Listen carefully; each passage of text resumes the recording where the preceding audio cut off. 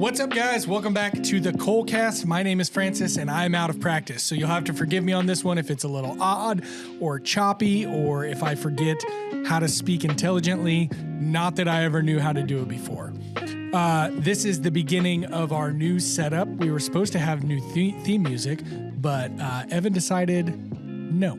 So maybe for 200, or maybe 150, or maybe we'll just keep it. Yeah. Maybe we'll keep it. I like this one. Who knows? I don't at all. Why? Because of this? Well, not just that, but also, guys, it's supposed to be somebody pouring coffee. It definitely... No, it's not. Isn't it? No, the song is called Urinal Cake. No, it's not. It's called caffeine. It's coffee. It's coffee. Urinal cake. You're misleading the people. Much like Azazel. Oh. Foreshadowing. Foreshadowing. So anyway, guys, we are doing this new kind of every 2-week episode style where we are going to maybe be a little bit longer than an hour, but not much longer. The whole goal of this is to be able to be connected to you guys, let you know what's going around the shop, what's going on in your local communities that you've reached out and let us know. Get information out as efficiently as possible, and have fun with it. But as we talked about in the last episode, it is hard to get an episode out every week. I mean, you look at all of the other podcasts that get one out every week, and they have a whole production team, and they have a scheduler, and they have editors, and we have Evan and myself. So every once in a while we get a guest in, and we want to be able to give them the spotlight, but and we might do. I don't want to call them filler episodes, but there might be more often than every 2 weeks if we have guests that come in or are around. And we're also trying to figure out a better way to Zoom people in and get better at recording that. The problem is that we live in a town that doesn't care about the advancement of technology, but all of these new apps and programs do. So if it was 5-6 years ago, the recordings would have been fine. But because the apps now require a better connection, faster connection, whatever, they get choppy and they get, it's kind of like your iPhone worked really well when you bought it, but now after the last 3 updates, the battery drains and it gets frozen sometimes. And that's what we're experiencing. Our internet is a 5 or 6 year old iPhone, and we're getting on the internet trying to run programs that are made for the new iPhone. And we just don't have it. Don't have it. So, as we figure that out, though, we will have guests on. We will try to reach out to more people and have them share their stories and continue to do what we always did there. So, yeah, that's what you have to look forward to. This week, we have a couple things to talk about. A few things. We have not quite a myriad. I wouldn't even say a handful. I would say we have a number of things. We have a number of things to talk about. The first up is Quad State. SOFA, Southern Ohio Forge and Anvil, has 2 big things coming up. The first being the Intro to Bladesmithing class via the ABS. This is going to be 2 different classes that take place between the 24th of August and the 4th of September. The first week will be taught by Lynn Ray. The second one will be taught by Kevin Cashin. And I'm going to read you all the highlighted exclamated points from this ad that they sent us. A great opportunity to learn from 2 master smiths in one course. Sharpen your skills, learn new ones, prepare for JS rating, insights on how to pass your physical test, 1 year credit towards your required time as an apprentice member. The Mid-American Hammer-In is August 27th through the 30th. Event and mission is included for free if you buy this course. Francis, what does it mean? It means that if you sign up for this class, you will be taught by Lynn Ray and Kevin Cashin. And they will give you helpful insights on how to pass your JS test. And they will also deduct a year from your standing membership needed to take that JS test. So I believe, is it 2 years you have to be a member? I don't remember. I can't remember how long you have to be a member, but I believe it's 2 years. So if you take this class, you only have to be a member for a year before you can qualify for the JS. So it goes apprentice, JS, master. Excuse me, no free ads. So this is going to be a really cool class. I don't know exactly what they cover. I have never taken one. I'm not a knife guy. But the other cool part is you get to go to the Mid-American Hammer-In for free. This is a really cool event. There's a ton of great knife makers out there, kind of the Midwest meetup for mastersmiths. And they'll be judging JS. They'll be judging. I don't know if they judge mastersmith out there. I'd assume they don't. But also, It's 3 years. who am I about assumptions? Okay, so you only have to be in it for 2 years if you take the class. Yep. Okay. So you get to go to this event. There's going to be a lot of cool vendors out there. There's a lot of really good demos out there, and you get to meet all the people that are like-minded, that are doing the same work as you and holding themselves to the same standards as the ABS, which you are trying to do if you're taking this class. So we want to encourage you to get on out there to beautiful Sydney, Ohio, August 24th through September 4th for this class. The other thing that they have coming up is Quad State, which we talk about a lot. We love Quad State. Quad State's so fun. They have not updated dates. That is 2025. So, Sure is. Charlie Hollis, I know you're listening. Fix it. Fix it now. We'll be out there. I will be splitting time between the U-Forge or Green Coal tent and our tent. And then Greg and Charlie will be up helping out. And we have a couple other volunteers from other forging organizations at the U-Forge / Green Coal tent that we are going to be advertising the school through. And then obviously we're going to take that corner by storm. Us and Broadbeck are always set up down there for people to be able to use equipment, forge, do whatever they need to do, and just have a fun freaking weekend. It's the last weekend in September. I think so. What are the It ought to dates be. on that? Let me look. The last week in September, guys. Typically, I think they move it around sometimes based off other stuff, but That'll be September 24th, which is the Thursday that we usually go down. 25th, 26th, and 27th. okay. So what you do is you go down the 24th. That's a Thursday. Okay, you set up. There's not really a whole lot going on besides tailgate sales. Well, that's the best day for tailgate sales. That's what I'm saying. So you take advantage of the tailgate sales, okay?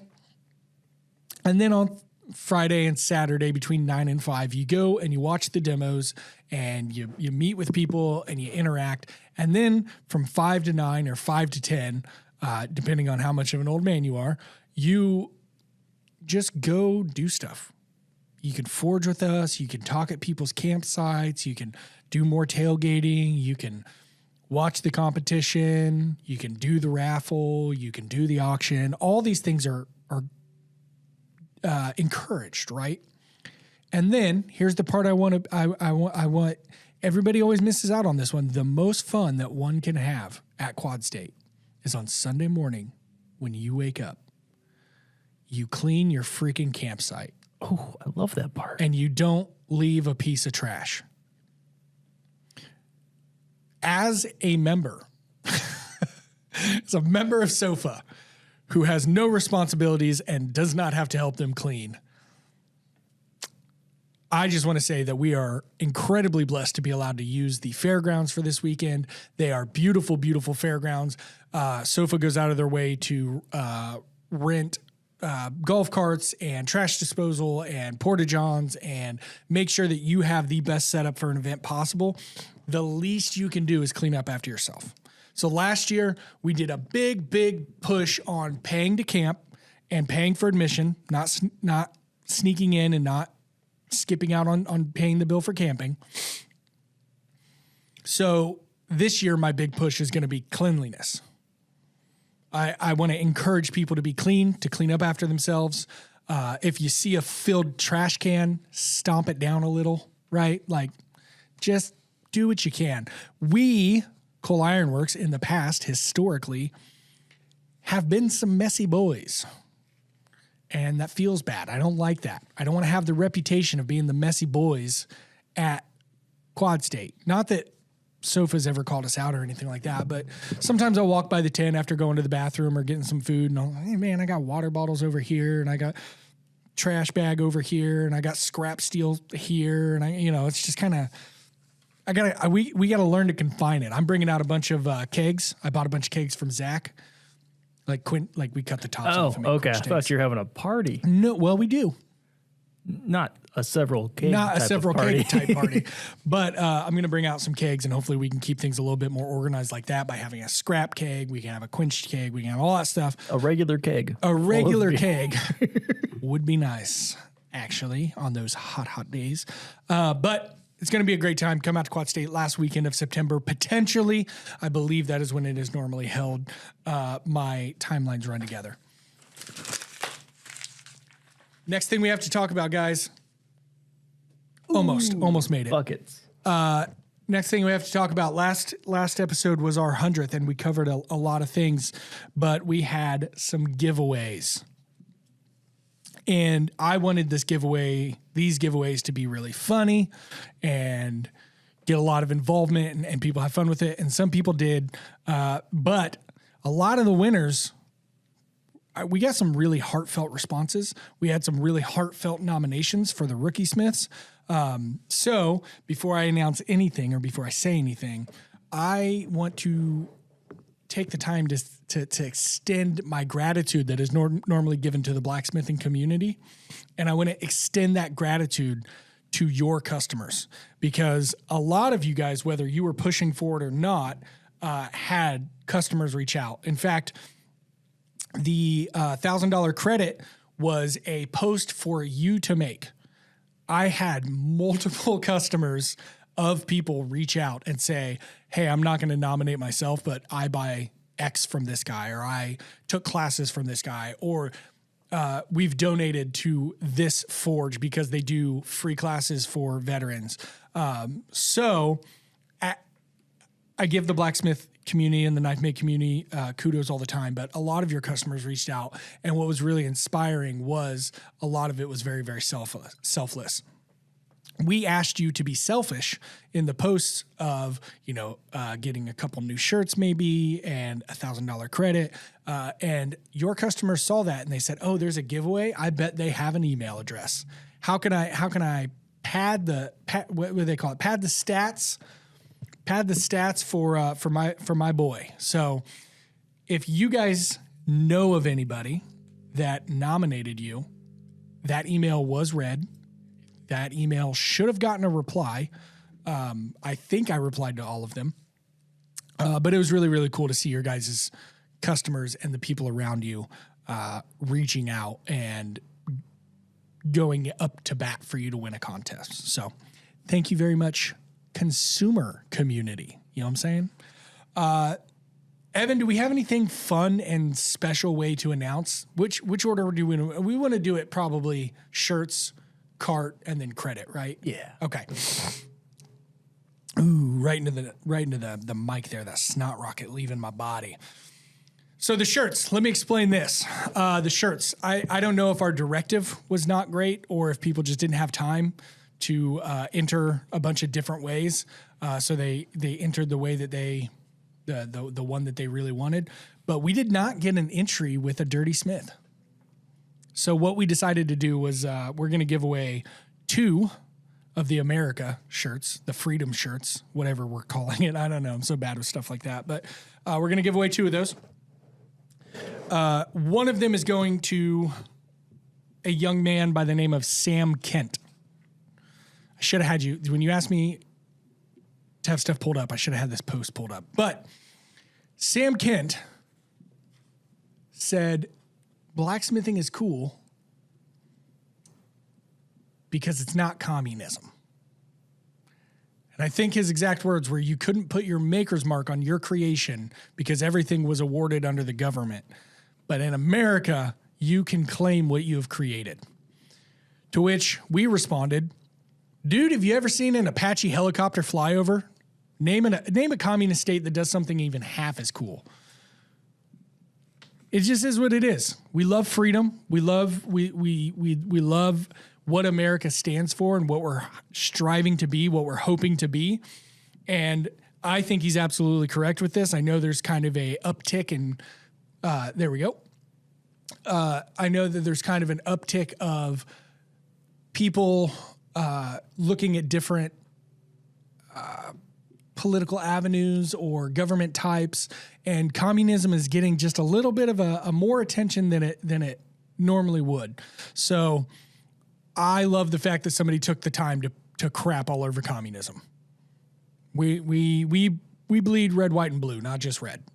So congratulations, Sam. We will have reached out to you by the time you hear this, and hopefully you could be wearing this shirt when you listen. The next one, next man up.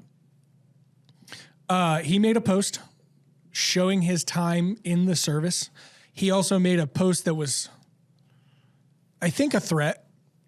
Yeah. It was an outright threat. I think he might have spent the most money on this contest. Oh, yeah. Yeah.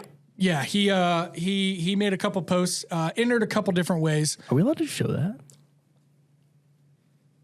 Honestly, Dude, I mean, we're not monetized, so it doesn't that's matter. true. I'm going to show it. I mean, we're monetized, but we make like literally 50 cents an episode, so.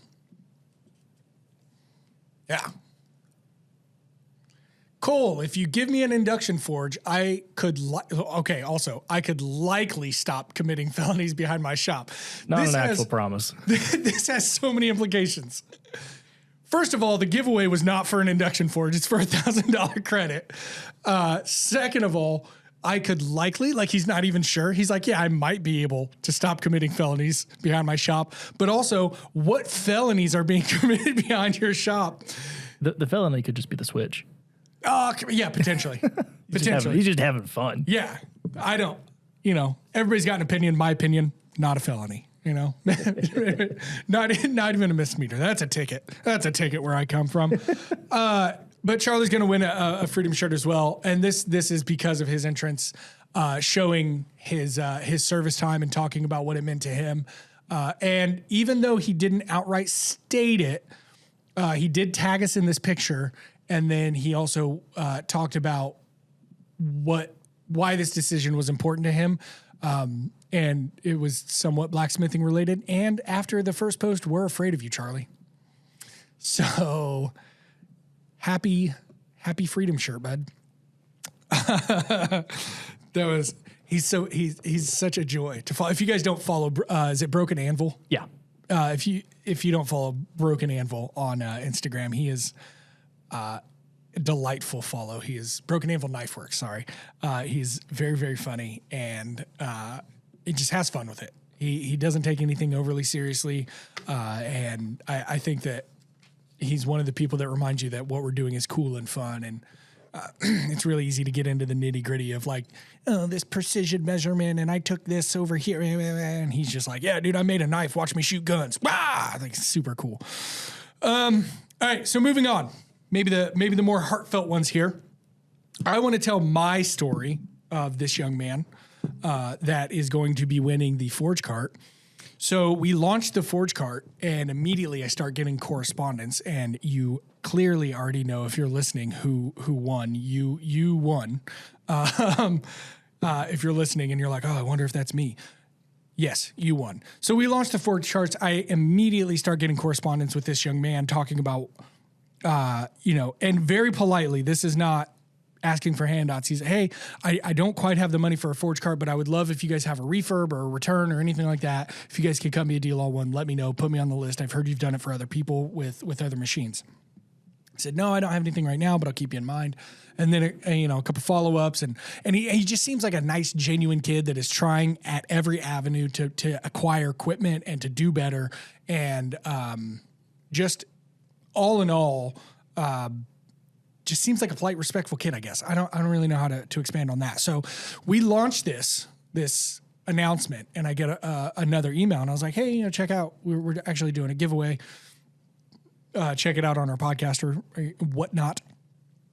And I immediately, dude, I got flooded with emails. Flooded. I think I counted 11. Doesn't sound like a flood, but one a day is a lot. And these are, I think one from his mom and dad, so that's 2. And maybe one from guys that work with him at the Bill Moran Foundation. and everybody else was his customers. So his customers actually talked about the quality of their knives, what they're doing. And because this person's a minor, I'm not going to say their name until we get permission from their parents. But I haven't said it on accident, have I? Okay. But flooded with questions, got flooded with his customers saying, I bought a knife. He actually made the knife for his neighbor's entire groom's set. Or maybe it was his neighbor's son-in-law, something like that. But he made a knife for everybody in the groomsmen, and spoke about how they came and they were polished and they all had individual sheaths and they were all handmade and all this, the normal stuff you hear. But the thing that everybody said across the board was, I can't believe that at 12, 13, 14, 15 years old, he is including care instructions. He's telling people the origin of the steel and the wood that he's working with. He's giving people instructions on how to take really good care of it. He's telling people, if this ever breaks or fails, bring it back to me and I'll fix it. I'll make it right. So even though he's in his kind of trial first phases, he's still standing behind his quality. And you buy a knife from him now, and in 4 or 5 years it breaks. He's making I'm making the assumption that he's going to go back and fix it. He's going to make you a new blade, or he's going to sharpen it, or he's going to do whatever. So I see a lot of integrity. I see this kid chasing his dreams, and doing it really well by having this many people engaged around him. So to the one that will remain nameless due to my fear of parents, good job, bud. We will reach out to you. We'll get you a forge cart, and hopefully your parents are okay, because we'd love to get you on the podcast and give you a little expose, a little shout out, a little, you are too far for us to do a video with in person. I'll just say that. That is very expensive for me to fly you out, keep you here in a hotel, not like keep you here, but put you in the forge, shoot videos. So we'll do a interview with you on the podcast. But good job, buddy. Everybody had great things to say about you, and we're all really stoked about, or I guess I haven't really shared it around the shop, but I'm really stoked to see your progression and your creations, your crafting, your things of doing. Next, we have a $1,000 credit to Cole Ironworks. Once again, Charlie, I am not giving you an induction forge. This giveaway was not for a full induction forge. This giveaway was tag us in a picture and tell us what you would do with a full forge makeover. And some people told us exactly what they would do as far as what machines they would buy, or material, or what projects they would be able to accomplish. And other people told us kind of what their dream of their forge is, whether it be self-sustainability or giving back to their community, or being able to finally take this class or do this thing. And they kind of gave us an overview of their ethos for their forge. While another person made a very simple post and said, hey, what's up? My name's X. This is what I do with my forge. Thank you so much for everything you do for the community, Cole, and I would love to do that as well. I'll be honest with you. Probably would not have won had he not had 5 or 6 people email us and say, I don't know if I'm allowed to do this, but I want to nominate this guy. This is Matthew Davidson at Davidson Forge. I had a friend of his email me and tell me about what he does for his local veterans community, for his active duty community, for his first responder community. And that's where his heart lies, is he wants to be able to bring people into his forge to be able to offer them purpose and instruction. And we've talked about it with Warriors Way and with Black Horse and all these other veterans organizations. We've talked about these guys offering something a little bit more than just what forging would bring to maybe the average person once you go through the scenarios and situations that these guys go through. So he had all these people reach out and talk about what a great job he already does, and they would like to see him continue that on. So Matthew Davidson will be receiving a $1,000 credit that can be used for anything available at Cole Ironworks. The only stipulation is that it has to be used all at once so that we can avoid shipping errors and sending things multiple times and all that. So we're going to figure out a way to treat him and get him that stuff. And also, there is no also. I don't know why I said that also. But the winners are young man who will remain nameless for the moment, but hopefully we get him on the podcast soon. Matthew Davidson for a $1,000 credit from Coal Iron Works. Charlie Bridges from Broken Anvil because I'm terrified of you. And Sam Kent because screw communism. This is the land of the free, baby. Not even close on that one. First one, almost made it. Second one, not even close. Feels good, dude. Honestly, feels good. Like I talked about in the last episode, we have lived at the mercy of our customers, and we have had such great customers, and we've been given so much.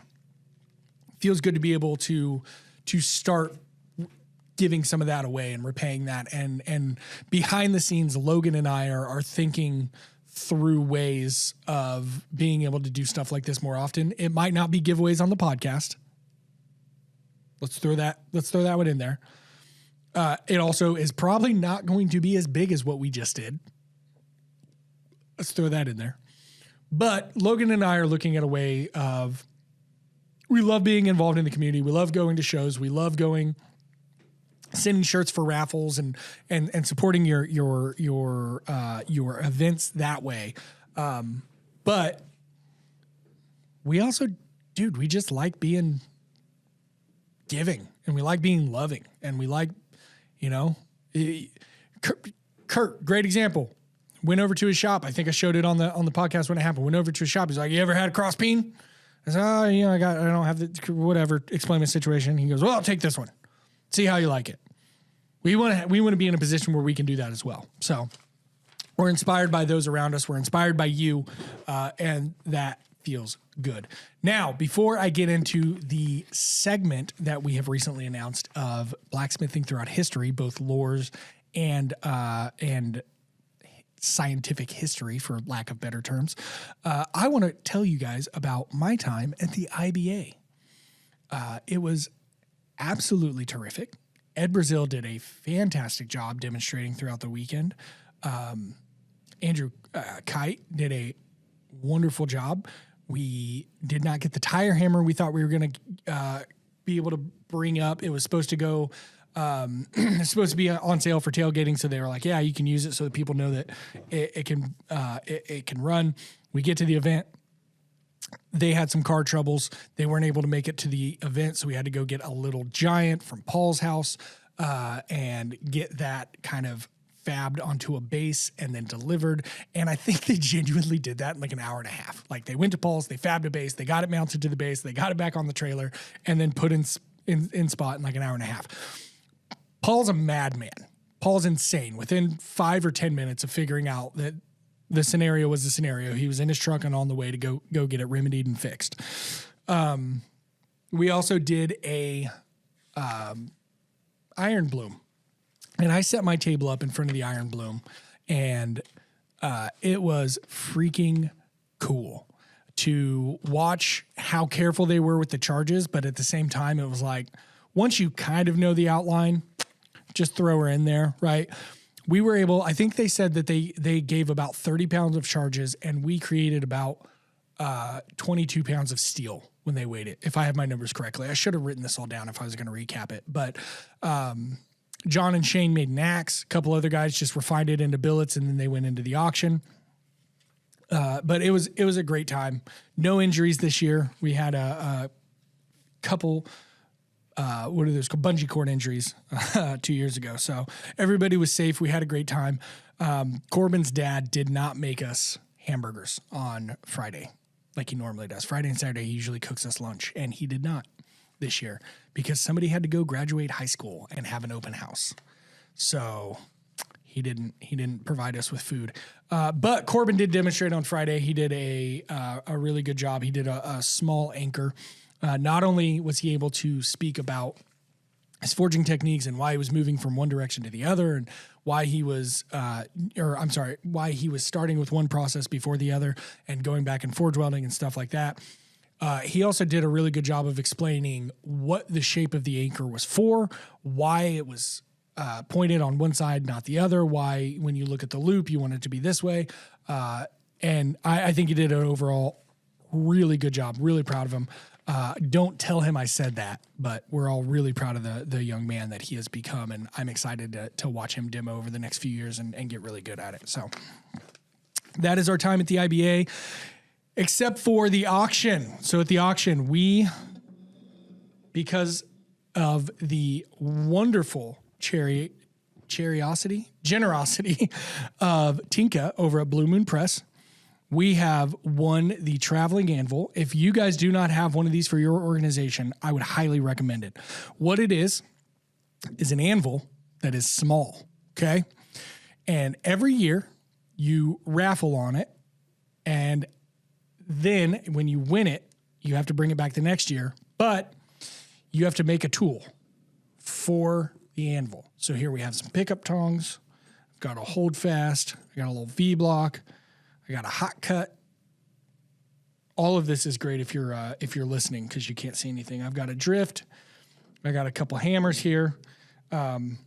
I thought I had more tongs. I might have lost some tongs. Sorry to anybody that made more than these 2 sets of tongs for this.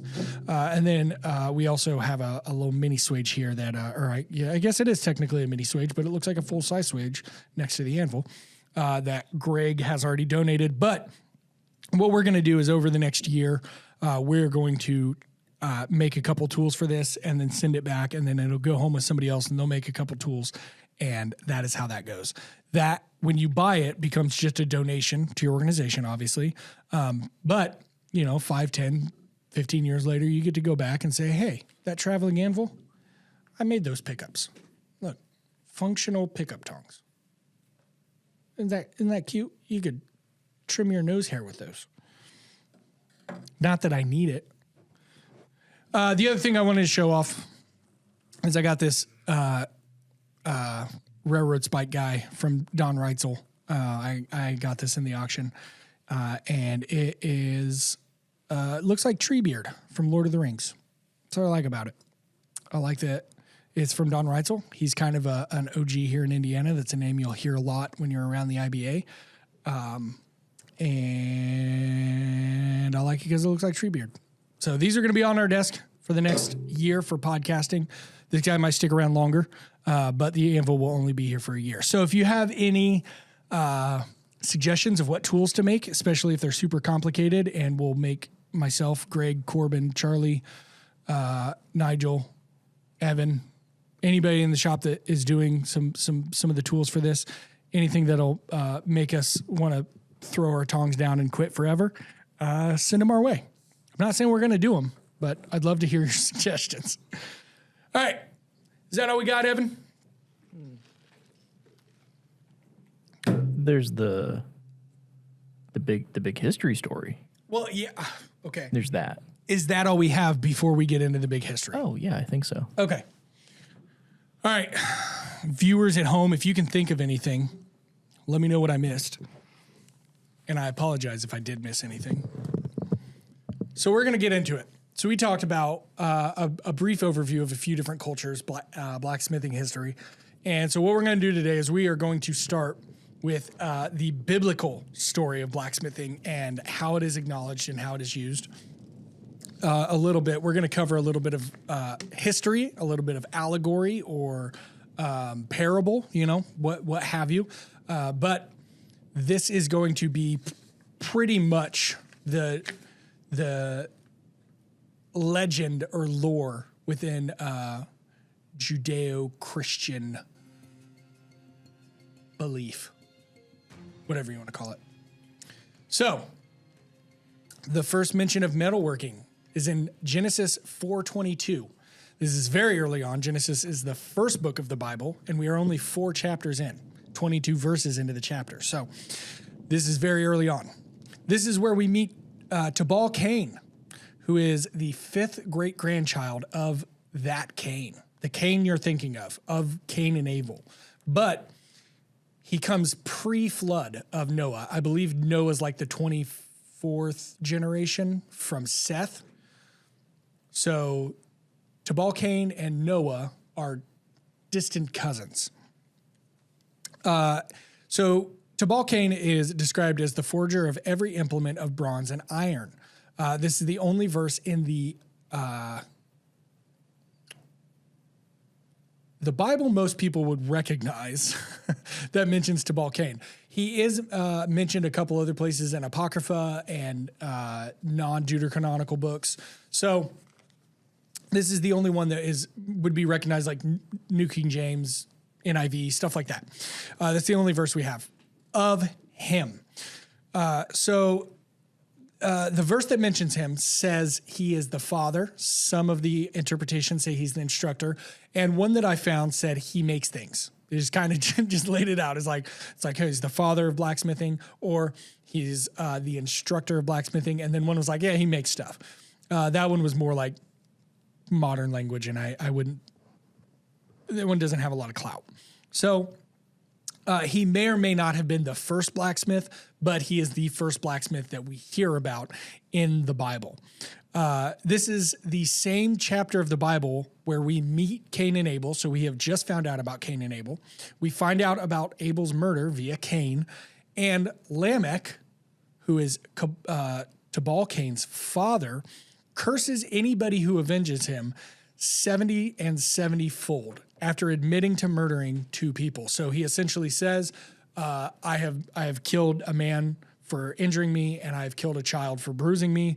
And if God promises revenge on Cain by 7-fold, I promise revenge on anybody that would seek to avenge me 70 times 7. So he says this out of total arrogance. He's saying that if God is going to be vengeful, then I myself am going to be even more vengeful. Now, the fun part about 70 times 7 is that in Jewish, I'm the wrong person to explain this, but in Jewish linguistics, every word has a number value associated to it, and 490 is completion. The number value 490.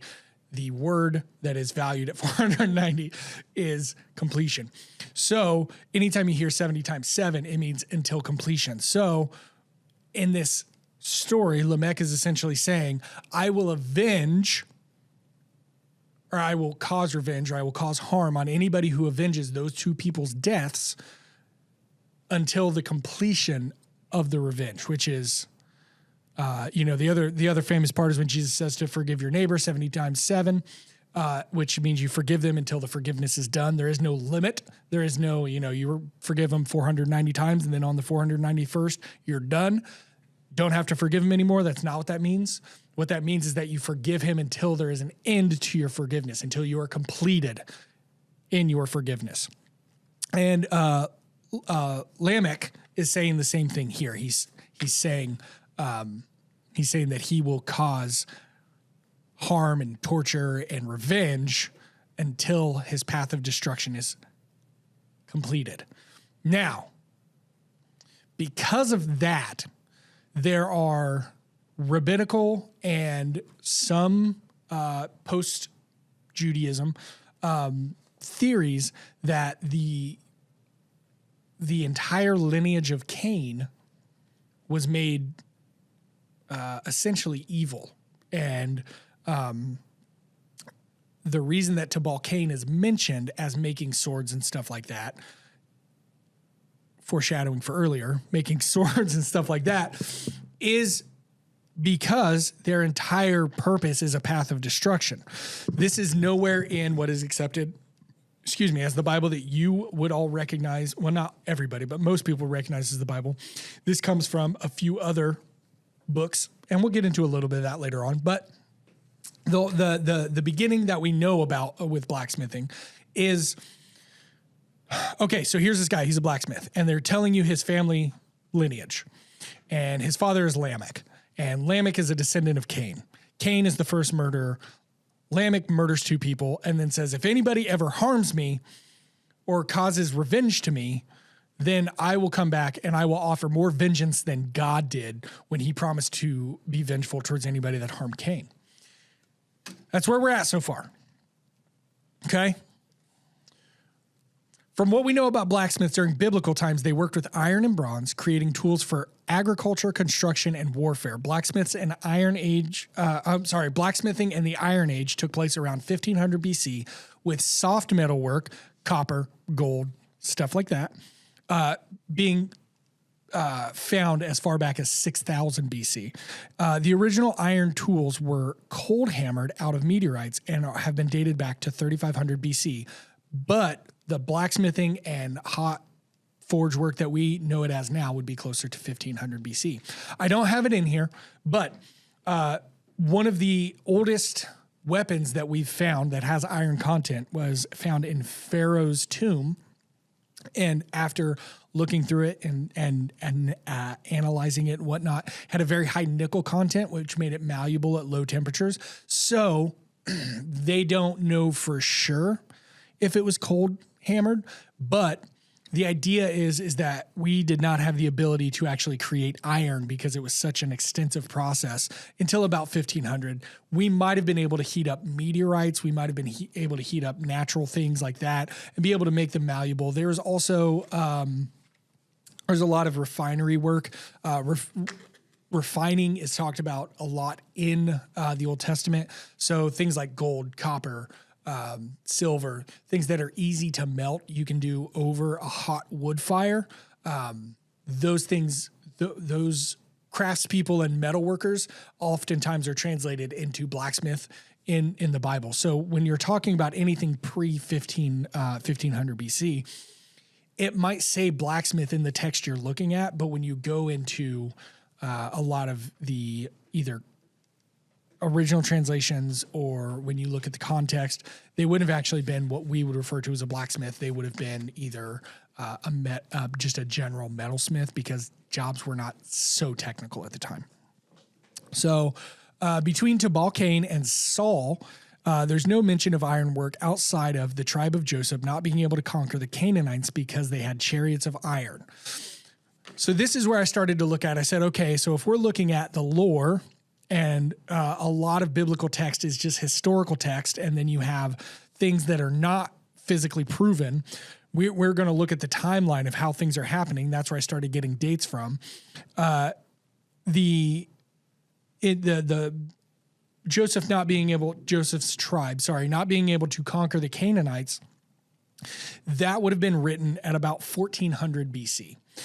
So this is right in that era of we're discovering blacksmithing. It's new, but there's just not, it's not as common. So if the Canaanites have chariots of iron, they are probably far more advanced in their ironwork than most other cultures, which makes it very easy for you as a tribe or a society that doesn't have iron to go, well, I'm supposed to go out and defeat an army that has iron? Nope, can't do that because they already have it. They're technologically far more advanced, which is what we see in a lot of conquesting, right? When you get European settlers into the Americas, it is the advancement of technology that allowed them to take their conquest so quickly. So this is kind of noting that the tribe of Joseph was like, hey, no way, their technology is way farther along than ours. We cannot do this. There are mentions of copper, gold, and furnace work. I already covered that. So during Saul, the Philistines controlled the production of iron tools and weapons to maintain their dominance over the Israelites and their conquered nations.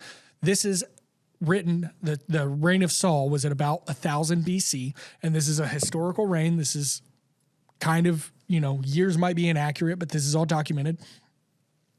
This is the first time that we really see blacksmithing being called to its importance of the culture. Like they are actually espousing how important it is to the culture. And so this verse is going to be 1 Samuel 13:9. There are no blacksmiths in Israel. The Philistines would not allow them because they were afraid the Israelites would make iron swords and spears.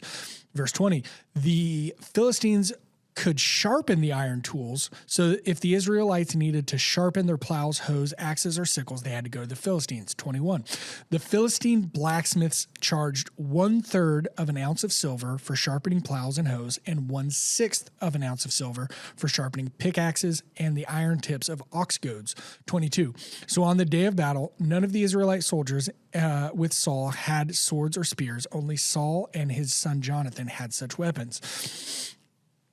Excuse me. We were supposed to get really bad storms last night, and we didn't. So the humidity is junking up my nostrils here. All right. So the importance of this, what this is telling us, is the Philistines controlled blacksmithing, and they did that as a means of power. Right? They are able to control the economy. They're able to control warfare. They're able to control villages because they are not able to provide for themselves. I cannot go and forge a new plow. I have to go to the Philistines and get mine sharpened, right? This is the first time that we see blacksmiths being for profit, or it being a full-time job, or it being something that is expected of value. So what does that cost? It's about, where's it at? It's about $13 to $24, I think. Between $13 and $24 to sharpen your plows. And you can only have these as tools of farming and of agriculture and things like that. So the last verse, it tells us that only Saul and his son Jonathan had such weapons.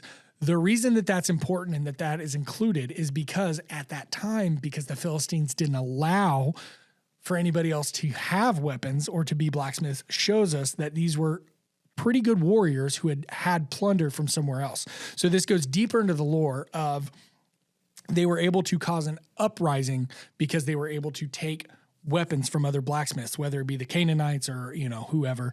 The Hittites are also kind of historically known as being pretty advanced into blacksmithing. So let me catch my spot. All right. So in 2 Kings 24, Nebuchadnezzar then goes to the land of Judea and he expels everybody who is a good craftsman. So this is just another example, and I'm not going to read that entire verse or anything, but this is just another example of, at the time that these are being written, which I believe that 2 Kings would have been collected in the 300 BCs, but it would have been written about in about 600 BC. But Nebuchadnezzar goes and he says, you got to get out of here, go. And he especially looks for the metalworkers, for the craftsmen, for the carpenters, because if he allows them to stay in a land that he is trying to occupy, they would be able to rise up against him. So that is another example of how blacksmithing was used as a power control, which I thought was really interesting. I had never really thought about blacksmithing being used as a power control. And this is looking at it from a historic point of view. We will get into the myth and the lore here in a minute. And then we have Isaiah 44. This would have been written in about 500 BC. So we're about 500 years post-Philistine. When Isaiah writes, he uses an analogy about blacksmiths and carpenters, meaning that whoever he's writing to would be familiar with blacksmiths and carpenters. So they would either be part of their daily life or weekly life or, what have you, but he's using an analogy that people are going to recognize. You don't often get somebody trying to explain something to you using an obscure reference, especially when they're writing to a whole nation of people, right? So I wouldn't use an analogy about spaghetti westerns if I was talking to the age demographic of 19 and under, because they're probably not familiar with spaghetti westerns, right? So he's going to use this analogy about blacksmiths and carpenters, and that to me means that these people would be familiar with it. So we have a 500-year advancement, and now it's no longer being held under lock and key. People are pretty familiar with it. The overview of the passage shows the foolishness of worshiping your own creation. The carpenter in this verse grows a tree, and then he creates an idol in man's image and uses the rest of the tree for wood to warm, to get warm by a fire. He then uses the warmth to bake bread. sorry, I wrote a double sentence here. He then uses the wood to bake bread. And in that moment, he says, oh, this is good. I've created an idol out of wood. And then I was given providence by having warmth and bread. So he begins to worship the idol. And that chapter kind of finishes with Isaiah pretty much screaming about how stupid the carpenter is, saying what foolish people these are, how they can't recognize what's going on around them, and they're too arrogant to say, no, this isn't a God, this is just wood. So the analogy that I took from this is that while wood is good, warmth is good, bread is good, what we're doing is we're showing the corruption of man by worshiping the wood and the warmth of the fire over God. That's kind of, I think, what it's trying to say. Okay, so fast forward into Isaiah 54. God speaks and says, listen carefully. I have created the smith who blows the fire and the coals, and who produces the weapons and its purpose. And I have created the destroyer to inflict ruin. No weapon that is formed against you shall succeed, and every tongue that rises against you in judgment you will condemn. This peace, righteousness, security, and triumph over opposition is the heritage of the servants of the Lord. So very quickly after, we kind of get this nod that the people of this time period, 500 BC, would have not acknowledged blacksmithing and been familiar with it. And when they say the blacksmith in that passage specifically is forming an axe, and it says that he forms an axe and then he gets parched and he faints because he doesn't drink water. But then a couple verses later on, we see that then God is using an analogy that he created the blacksmith and he created them for a purpose. So, in this, and maybe this isn't the whole wrap up, but in this we kind of see the complete lineage being the first blacksmith that we see is bad. He potentially is making tools of warfare, and then we go on and we see the next blacksmith is that we hear being talked about as being compared the same as the carpenter who is making wood idols, and it's bad, right? So we talked about in the fact or fiction episode, we talked about blacksmiths being seen as like shady or kind of dark. And I think that there is something a little bit to that, just based off the little bit of research I did, because there are some implications of some naughty boys in this text. But then later on, you have God speaking, right? And saying that this isn't prohibitive. I've created the smith and I've created him for a purpose. And so long as that smith fulfills his purpose, you can't fail. Okay, that's where we're at. Now, let me expose to you Enoch, which we've talked about a little bit. And this is where it kind of gets fun. So in Enoch, this is how the creation of blacksmithing happens here. So in Enoch, I believe it's 8:4 chapter. No, it's Enoch 8:11. Sorry. Enoch 8:11. And Azazel taught men to make swords and knives and shields and breastplates, and made known to them the metals of the earth and the art of working with them, and bracelets and ornaments, and the use of antimony, and the beautifying of the eyelids, and all kinds of costly stones, and all coloring tinctures. Okay. So that's the creation of the blacksmith. Or some other people have proposed that this isn't the creation of the blacksmith or the metal worker. This is the corruption of. So instead of making ornaments for the temples, instead of making things that have been commissioned by God, there's a few places in the Old Testament where God has commissioned them to make things. Evan brought up the Aaron's breastplate of judgment, where he tells him exactly what he wants it made out of and what kind of stones and what kind of thread and all that. This metalworking could be following the same suit until Azazel shows up and teaches them deceit. So the deep dive on this is that there is a projected inference that this is not the creation of blacksmithing, but this is the creation of deceit, specifically because it goes on to say bracelets, ornaments, and the use of antimony and beautifying eyelids. So the entire purpose of beautifying your eyelids is to be deceitful and be prettier than you were. So you were born with wonky, googly eyes, and he showed you how to be attractive, okay? And he did the same thing with blacksmithing, where you're making ornaments and you're making chalices and you're making things to adorn the temple.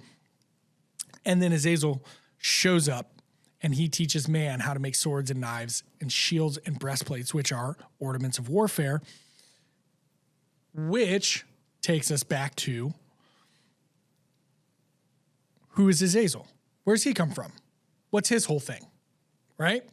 So Azazel takes his name from a place that is used for imagery as used for the imagery of a desolate land where scapegoats that hold the sin of the Jews and the sacrificer were bound to. So essentially, Azazel was referred to as a place that they would take and they would use a sacrificial goat and they would let him wander off into the wilderness, and they called that wilderness or wherever he was going into Azazel, and the sins of the sacrificer would stay attached to the scapegoat until Judgment Day.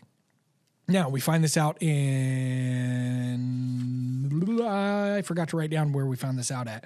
But Aaron shall cast lots unto the two goats, one for the Lord and the other for the scapegoat, and Aaron shall bring the goat unto the Lord's lot, upon which the Lord's lot fell, and offer him a sin offering. But the goat to which the lot fell to be the scapegoat shall be presented alive before the Lord to make an atonement for him, and let him go for a scapegoat into the wilderness of Azazel. So once again, Azazel is the name of this desolate place where this scapegoat is just meant to stay and be bound to, and all of the sins of the sacrificer were also bound to. So he takes his name from that. In Enoch, Azazel, though, is a physical being. Now, there are two theories. There are two stories. There are two sides to this. One, he's what's called a watcher. So these are fallen angels that come and they go to a mountain and they all agree to have children with women, human women, and to corrupt mankind, and they're just bad guys. They're really bad guys. They're called the Watchers. Their offspring are called Nephilim. Now, Azazel is never mentioned as a watcher. He is mentioned with watchers, but he's always kind of parted out.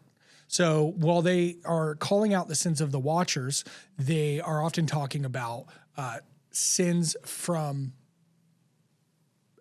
lusting after women. Right? They are after human women. Azazel's never really accused of that, which makes the second camp believe that he is actually the first of the Nephilim or the leader of the Nephilim. Not necessarily that he's a watcher. I can't remember the leader of the Watchers' name. It's like Salzu or Salmazu or whatever, but he's never really mentioned alongside him. He's always mentioned separately, but in the same grand arc.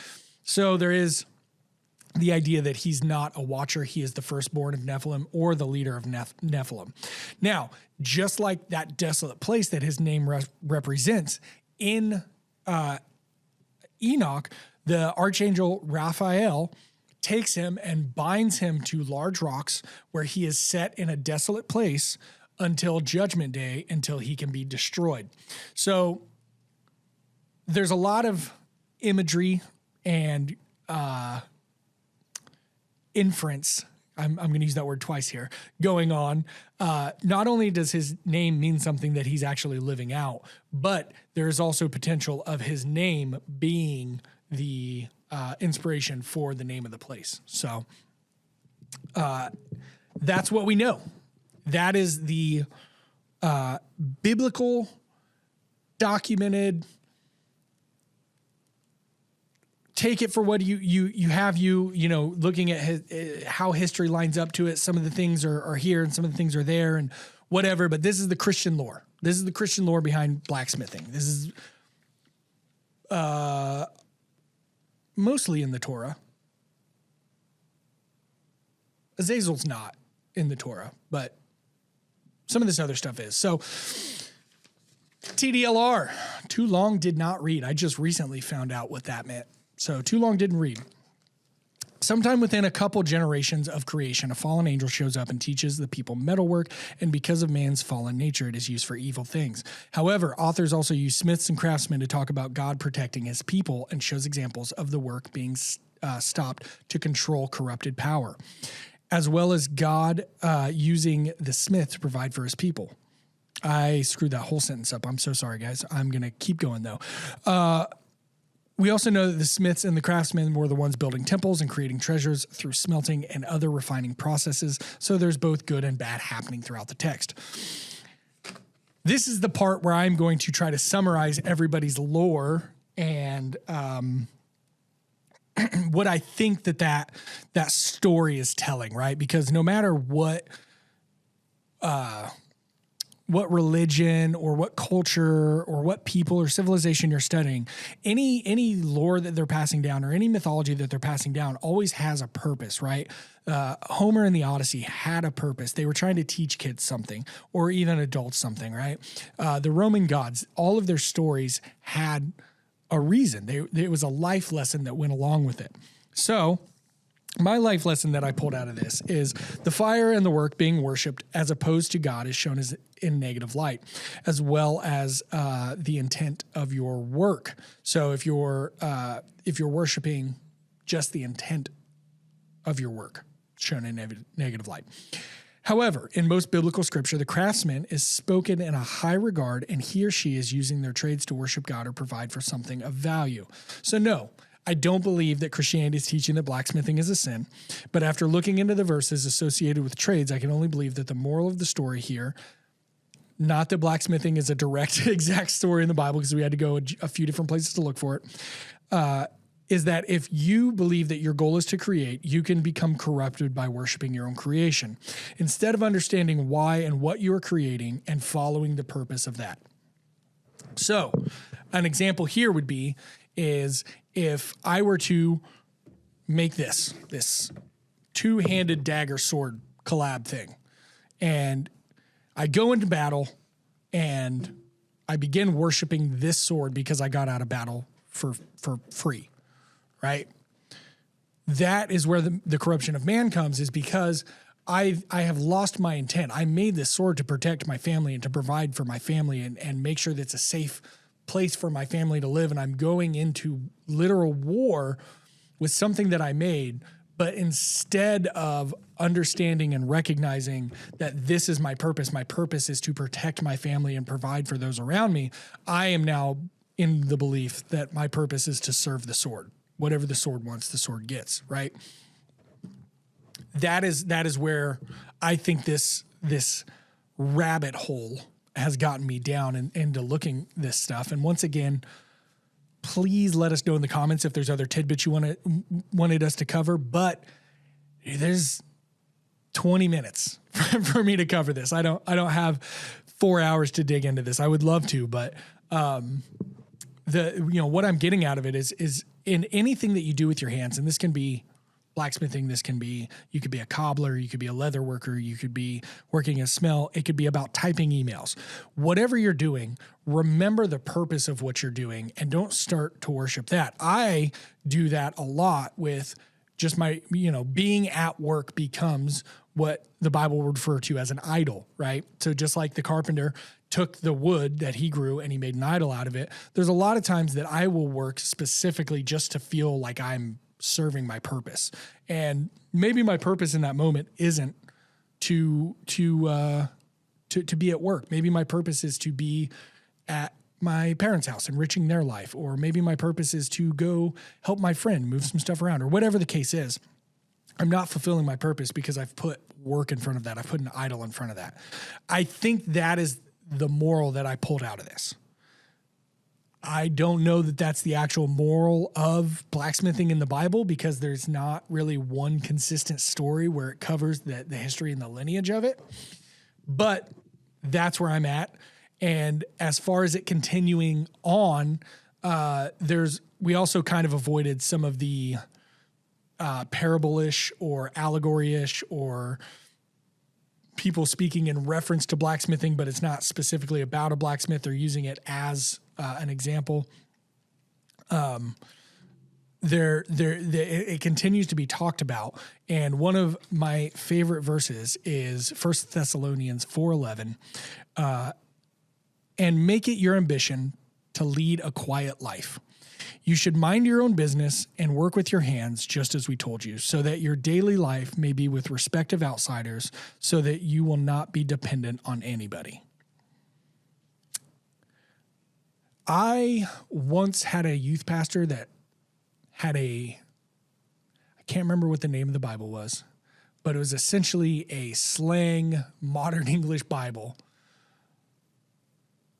And I'm pretty sure the interpretation for this verse was like, shut up and leave people alone. It's better if you don't need anything from anybody. But that aside, I think that perfectly encapsulates what the tradition and the lore and what this history is teaching us is be quiet, work with your hands. I'm the last person that needs to tell anybody here to be quiet. I recognize that. I'm sorry, guys. But work with your hands so that you don't have to require or depend on anybody else for stuff.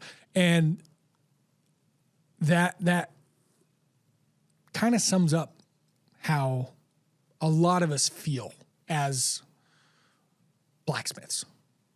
It's like, I just want to be in my forge, be alone. I want to make the stuff I need to make, and I want to carry on. Based off of what we learned today, you are good. You're covered. You're following the right dream and purpose. And that's it. Evan, any questions?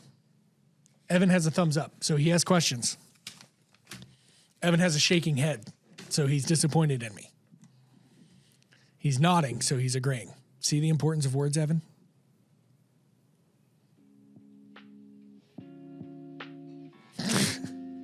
See you guys. I think we went over our time. Evan's getting sleepy. Got to change the nappy out. Tell someone you love them.